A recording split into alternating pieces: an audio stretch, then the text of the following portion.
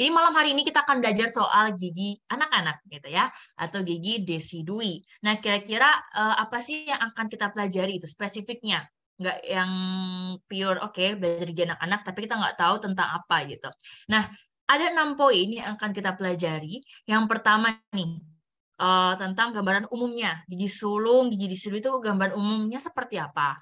Kemudian kita akan tahu dulu kronologinya. Nah, maksudnya apa? Jadi gigi itu kan bertumbuh ya, berganti antara gigi sulung sama gigi dewasa. Itu ada pergantian. Nah, proses pergantian ini tuh dipelajari tuh di ilmu kedokteran gigi anak. Jadi kita harus tahu kapan sih gigi ini harusnya tumbuh.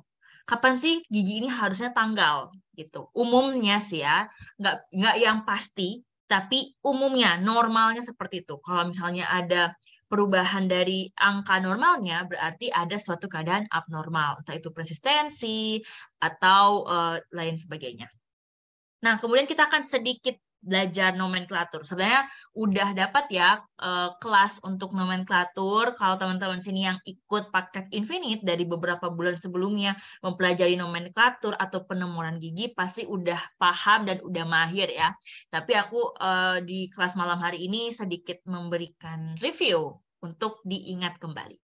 Kemudian poin keempat, kita akan belajar nih gimana perbedaan antara gigi permanen sama gigi desidui. Jadi sebelum kita beranjak nih ya lebih jauh mengenai desidui, kira-kira apa sih membedakan antara permanen sama desidui? Makanya kelas hari ini sangat berkesinambungan dengan kelas yang sebelumnya. Bagi teman-teman yang mungkin kelewat ya kelas sebelumnya, bisa banget nih untuk menunggu akses rekaman meetingnya atau rekaman kelasnya yang akan teman-teman akses di web apps Academy.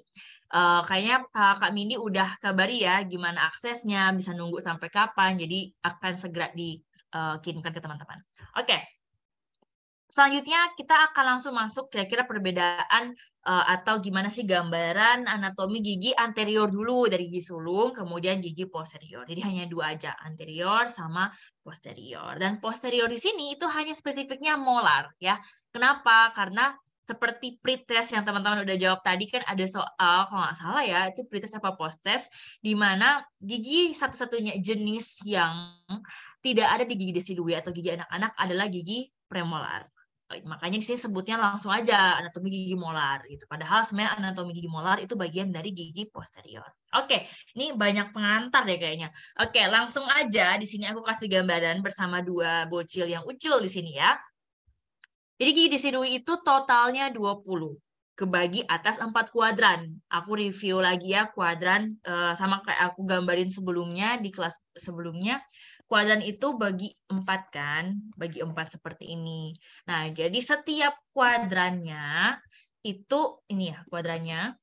Ini kuadran 1 ya, 1, kuadran 2, kuadran 3, kuadran 4. Nah, kuadran 1 atau sisi kanannya pasien gitu ya, itu jumlahnya 5. Jadi hitungannya dari midline garis vertikal ke garis horizontal gitu. Nah, itu 5 kalau anak-anak. Kalau permanen itu kan 8 ya normalnya. Kalau anak-anak itu 5 aja. Jadi 5 kali 4 kuadran dalam mulutnya kita berarti ada 20 buah. Anterior itu hanya incisif sama caninus aja. Kalau posterior itu kebalik. Anterior itu incisif dan caninus ya, itu wajar. Tapi kalau posterior itu hanya gigi molar. Nah, ini gambaran untuk kronologi pertemuan gigi sulung. Kak, ini banyak banget angka-angkanya, tahun-tahunnya, gimana cara hafalnya. Aku pribadi juga nggak yang sampai spesifik banget hafal, walaupun pada akhirnya waktu aku masuk di stase IKGA itu diminta untuk benar-benar tahu gitu, untuk tanggal-tanggal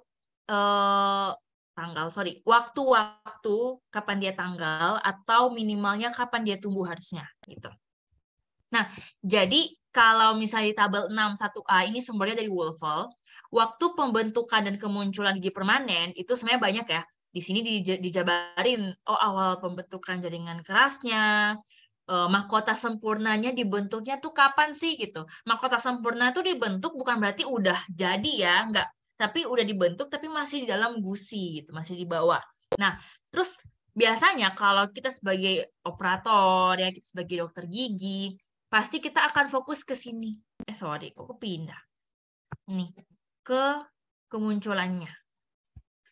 Jadi kita harus tahu, dia tuh udah umur misalnya dia udah 1 tahun nih gitu. Dia udah 1 tahun kok, tapi si gigi insisif atau si gigi seri depannya tuh nggak ada ya gitu. Berarti ada suatu keabnormalan ya yang terjadi.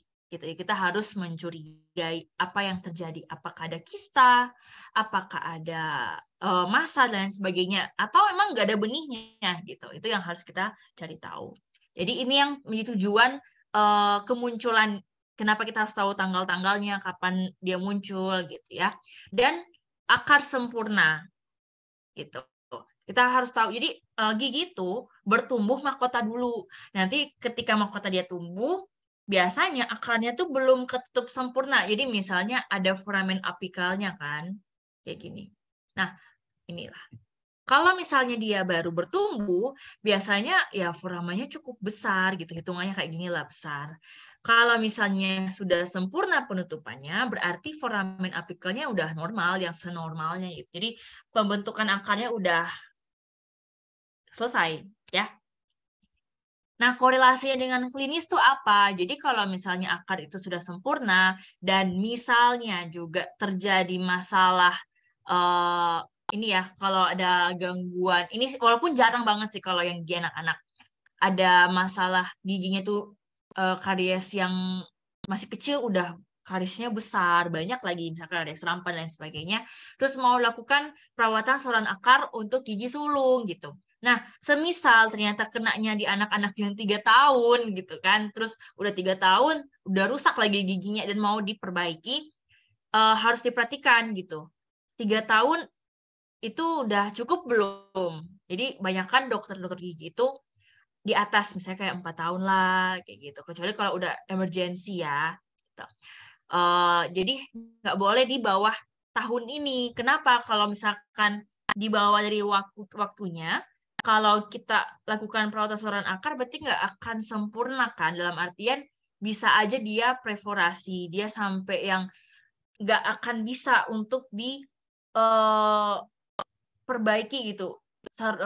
Preparasi saluran akar yang nggak bisa, karena pembentukan akarnya belum sempurna, mau obturasi juga, mau penutupan gitu ya, penutupan bahannya juga agak kesulitan. Jadi harus memperhatikan tahun-tahunnya. Sebenarnya ini lebih spesifik kalau dia gigi permanen muda.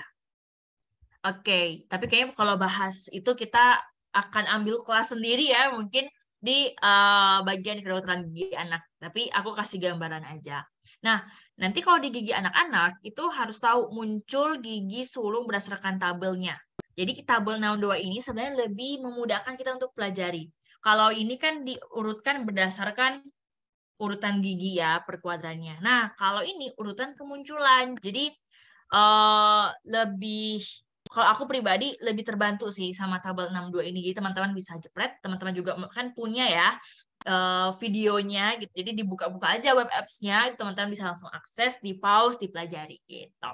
Nah, kalau urutan ini aku kasih review sedikit aja. Urutannya adalah yang pertama, kalau gigi sulung itu pertama banget ya, gigi bawah insisif sentralis. Jadi gigi kan kita udah, aku balik sedikit ya. Jadi kalau gigi anak-anak itu kayak aku lupa sampein juga. Jadi gigi anak-anak kalau anterior itu batasannya sampai sini. Kok di situ? Di sini.